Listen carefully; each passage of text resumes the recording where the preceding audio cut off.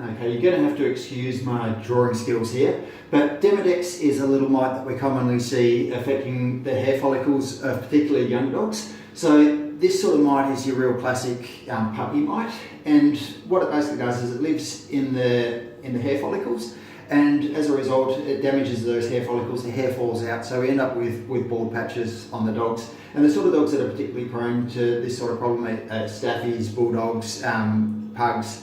Any of those sort of shortish breed dogs or short-haired dogs are quite prone to problems, but really any puppy can get a problem with these. So Demodex mites would pretty much consider every dog to carry Demodex mites, but normally the immune system of the dog can deal with them quite successfully, and so they're kept in very low numbers, and the dog and the mite live in perfect harmony.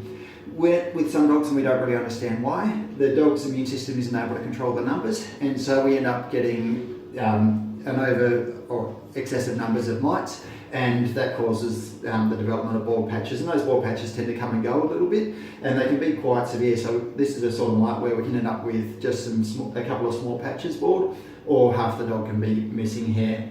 Now this mite doesn't tend to be itchy, but if we get secondary infections into the hair follicles, we can find the dog gets a little bit of an itch.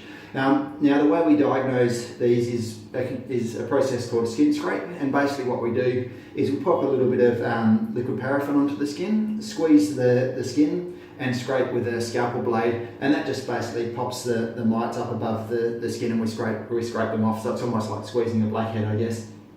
We look at this under the microscope and we can see the mites, and that gives us our diagnosis. Now treatment of these used to be quite fiddly. It was either quite a toxic sort of bath weekly for 6 weeks, or using a drug called Ifomec, which also had risks of toxicity.